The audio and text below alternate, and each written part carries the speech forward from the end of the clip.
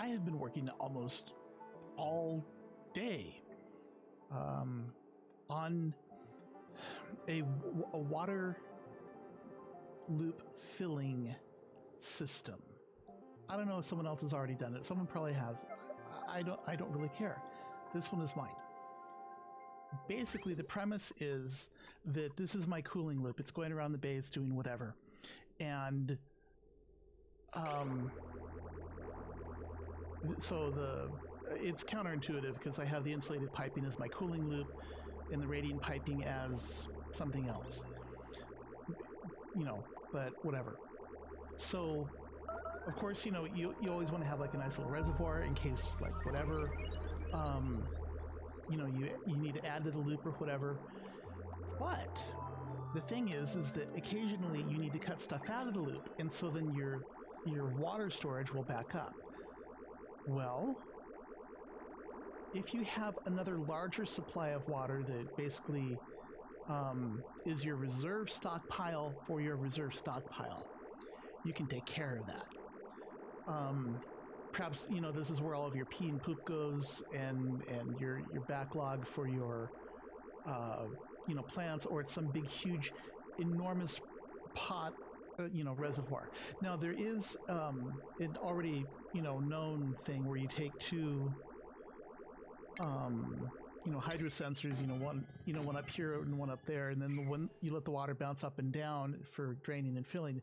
The problem with that is that requires a pump. And that's wasted energy. And while I really don't care about wasting energy, it's not pretty. So what I have done is I have created this thing. So now let's pretend that this is the cooling loop, and I've had to increase the size of my cooling, because my base gets bigger or whatever, and so this is now the size of the cooling loop, and all of a sudden the water in the reservoir is going to start dropping. But because of the automation, it starts requesting water from the central reserves. And this loop was probably too big.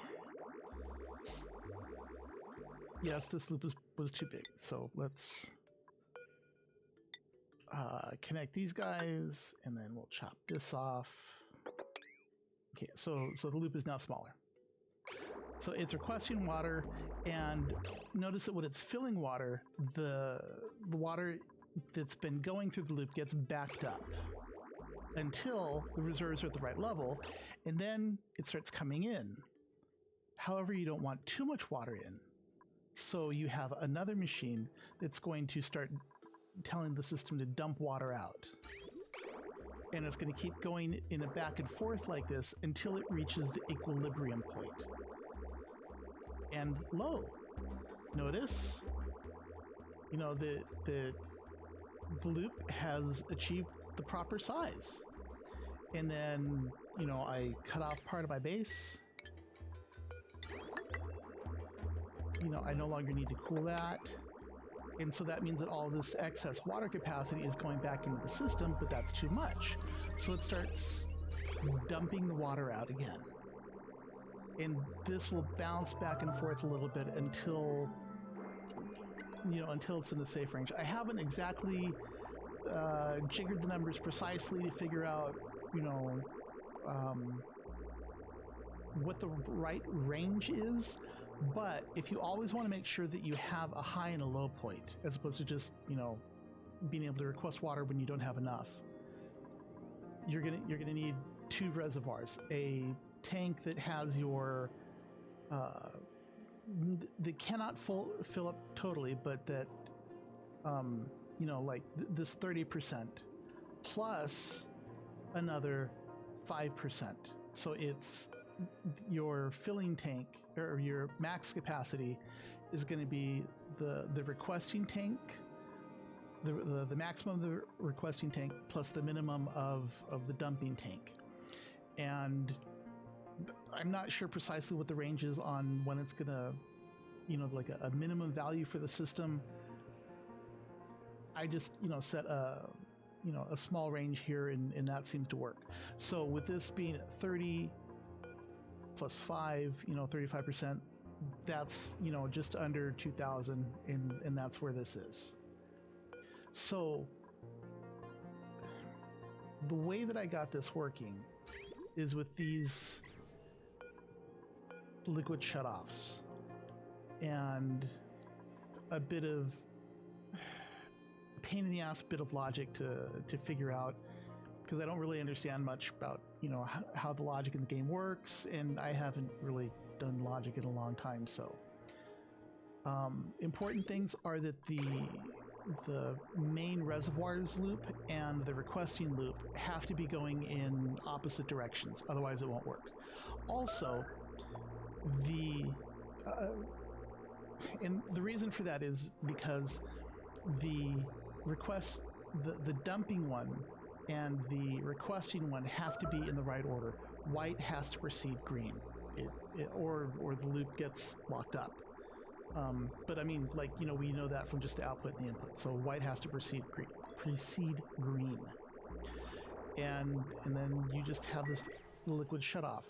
It can go straight through the white, which is what you can see here. It goes straight through the white. Let's slow this down. And then you need a liquid bridge to jump over the green.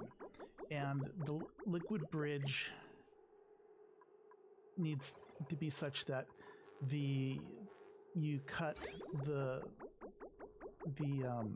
between the green and the white here. So,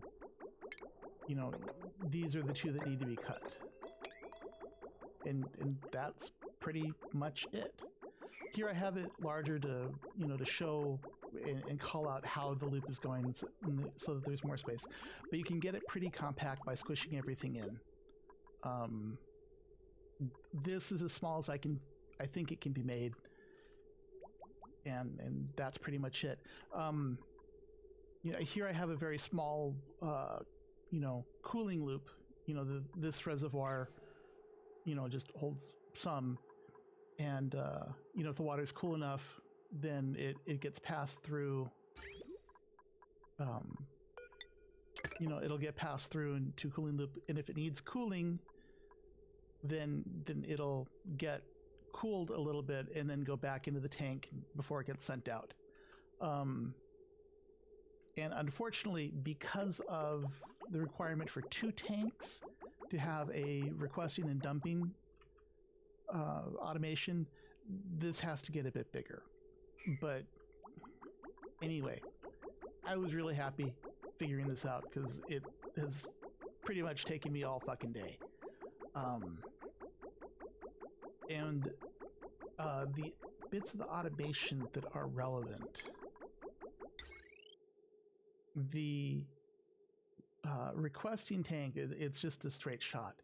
The dumping tank needs a NOT gate, and it needs to go to a door underneath the requesting tank to shut that one off, because if you don't, then the volume of this tank never goes down. So I guess I don't have a good way to show that without spending a lot of time doing it. But by opening this tank, then you stop dumping water from this tank into the other one, which lets this one drain, and that's the one that's gonna adjust your low shut off. And also the reason why it'll bounce back and forth for a while is because of that delay time. So you have this going through here. Eventually these tanks will be too empty, and it needs to request water, and it'll just keep going until there's enough water in the loop, and when there's not enough, too much, not enough, and so on, it will open and close the door, as you can see. Once too much water starts getting into there, it'll open up the door, and now this second tank can drain. And that's just how it's working. Anyway, If this was useful, use it.